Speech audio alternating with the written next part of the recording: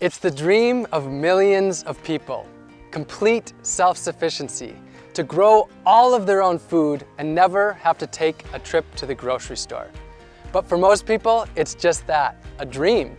The ease of our current global industrial food system is just that, too easy, too convenient, too time-saving, and too alluring. I've been exploring food for nearly a decade, and since the beginning, I've had the burning question: could I step outside of the big ag system? Could I go without grocery stores and restaurants? Nothing packaged or processed, nothing shipped from a far-off place. Could I grow and forage 100% of my food, everything that I ate for an entire year? That's exactly the journey and the quest that I decided to set out on, and now I'm here to share the story with you. But one big thing. I had very little experience with growing my own food. When I lived in San Diego, I did have a few raised beds where I grew some greens, tomatoes, and herbs. But as a traveler for the last 7 or so years, I had never really settled in one place long enough to grow my own food. So in order to do this, I would have to settle in one place. And that place that I chose is Orlando, Florida, where I'm sitting right now. Besides being really fresh to growing my own food, I was also fresh to the scene here in Orlando and Florida. And I was giving myself just 2 years here before hitting the road again. So I had to get planting as soon as I landed here. But I didn't have a garden, I didn't own any land, and I had almost no experience with foraging in the state of Florida. I chose Florida so that I could grow food year-round. And I chose Orlando because I had passed through here a few times and met a great community of permaculturists and people who grow their own food. And specifically, I chose the community of Audubon Park because that's where Orlando Permaculture and my friends at Fleet Farming were based, and there was already a movement here of turning front yards into gardens, so I would have the support I needed in order to do it here. I quickly got to work meeting people in my neighborhood and proposing the idea to them of turning their front lawns into gardens. It really wasn't hard to find takers because it was a pretty sweet deal. Their boring lawn would be turned into a garden, I'd do almost all of the work, cover the costs, and they could eat all the food they liked right from their front yard. In fact, I quickly had a list of lawns longer than I could handle. The transformation was amazingly quick, and within just a few months, I was growing more food than I could eat myself and sharing it with friends in the neighborhood. I ended up creating 6 small plots, all within easy cycling distance of each other. I was just figuring out what I was doing the whole time. I went to local meetups like Orlando Permaculture, volunteered in the garden with Fleet Farming, visited farms and gardens and nurseries, took foraging classes with local foragers like Green Dean, read books by local growers, and watched videos online and more. For a place to live, I built a simple tiny house homestead in the backyard of a community member that I met. And in exchange for using their space, I turned their monoculture of grass into an at-home supermarket. Starting from scratch, it took me 10 months to be comfortable and ready to begin my year. November 11th, 2018 would be my first day. It was now time to eat 100% from my gardens and food that I would forage. Now, when I say 100%, I truly mean it. No grocery stores or restaurants, no drinks at a bar, nothing packaged or processed, nothing shipped long distances, no farmers markets, not even going over to my friend's pantry or even going to their gardens or their food forests. Why not share food from my friends' gardens? Because I wanted to truly immerse in my food. I wanted to have to literally figure out how to grow every single food or ingredient that I needed, or how to source it from nature. Many people know me for my dumpster diving to raise awareness about food waste. And a lot of people who follow me online assumed that I would still be eating from dumpsters. But nope, no food from dumpster diving at all. I had already proved to myself that I could live off of the waste of our globalized food system. Now it was time to see if I could step away from that completely. That included everything that I put in my body, even supplements, vitamins, and medicines. Now you'd think on day one that maybe I'd have eaten a lot of 100% homegrown and foraged meals, but to be honest, my first meal on day one was my first 100% homegrown and foraged meal of my entire life. It was day one and I was in the deep end. But I had laid the foundation that I needed. My gardens scattered across the neighborhood were full of food, and I had scouted out food both in the city and the countryside to forage. My supermarket was on nearly every street I could walk down, and the shelves were stocked. Over the last 365 days, I grew and harvested over 100 different foods from my gardens and foraged over 200 different foods from nature. That's a new species for almost every single day of the year. I grew a dozen different greens packed with nutrients: moringa, katuk, chaya, purslane, collards, kale, and perennial spinaches, just to name a few. I grew sweet potatoes, cassava, and yams for my main caloric needs, pigeon peas and southern peas for protein, delicious fruits like papayas and bananas, Seminole pumpkins, carrots, eggplants, just to name a few vegetables, and garlic, onion, peppers, and many herbs to add flavor and nutrition to all of my meals.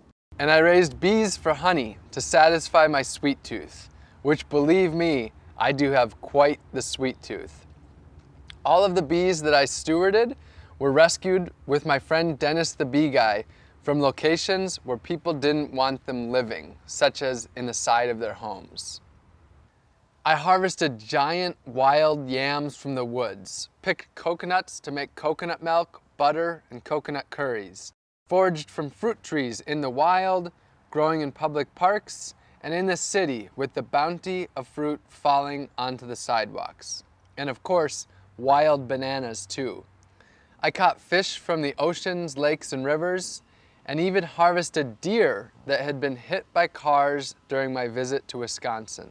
I harvested over 20 species of mushrooms in the woods, picked nutritious plants that people call weeds that they walk by unknowingly or even constantly battle with in their yards and gardens.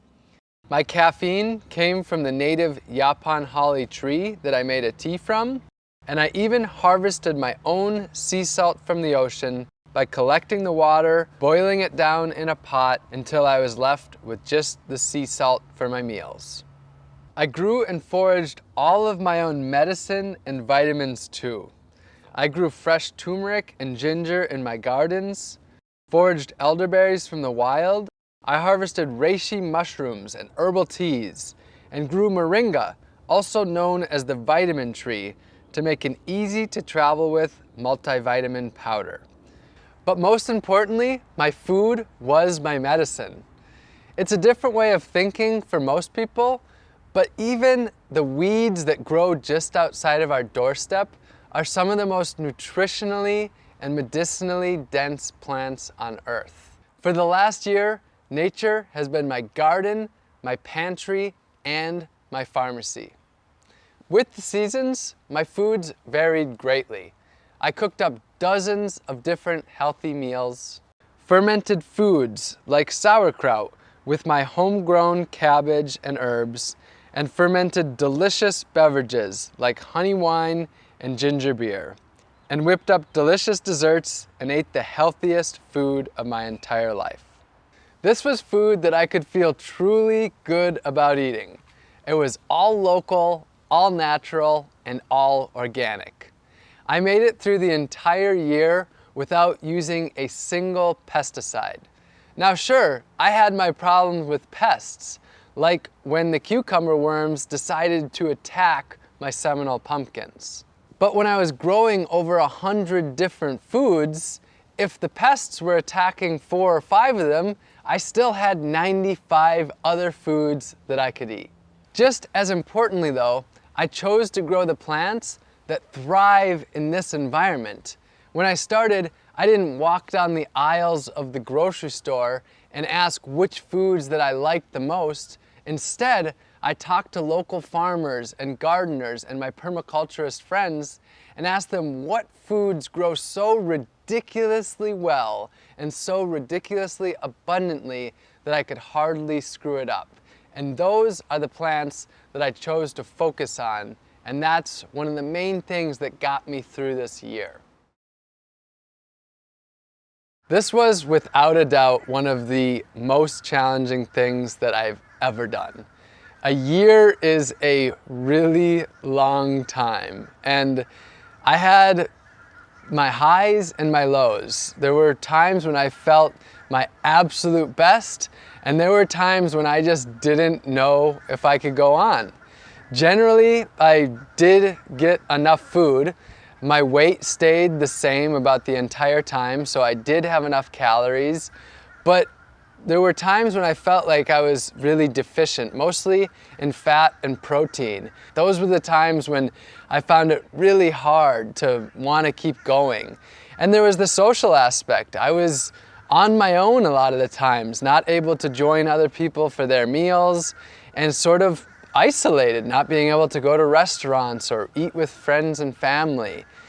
Overall, with all the ups and downs, the year went about as well as I could have possibly hoped. I maintained my body weight throughout the year, and I never got sick once. And I really attribute that to my food being my medicine. I think that nature is able to provide for our basic needs, and I trusted Earth. I trusted nature.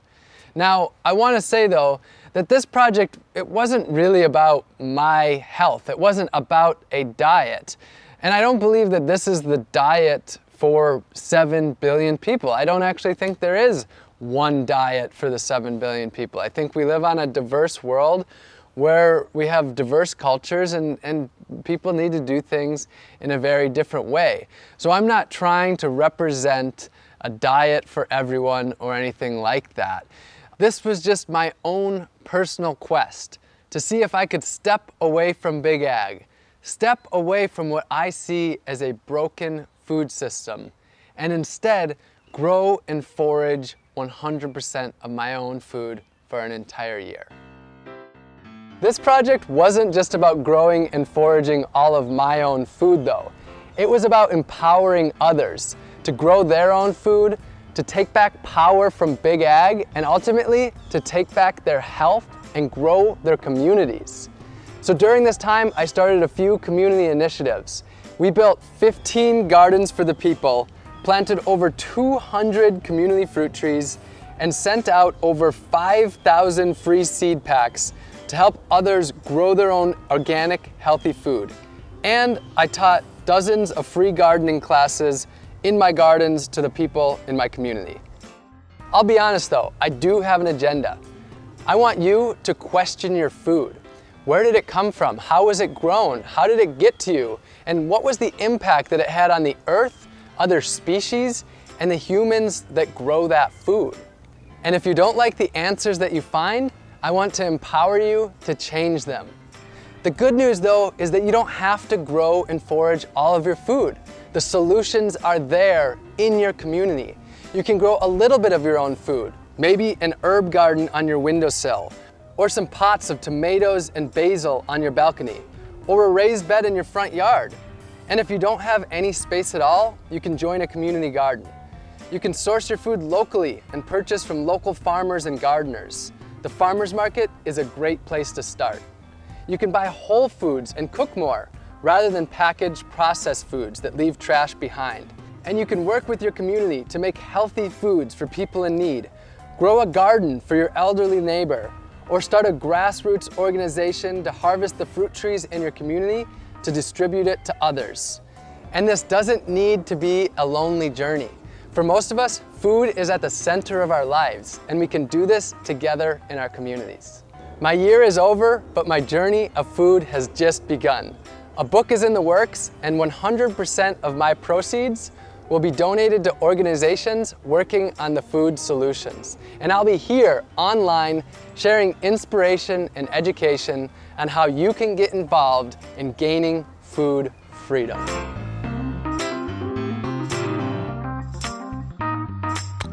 My mouth is cold now. Listen, my own medicine and vitamins too.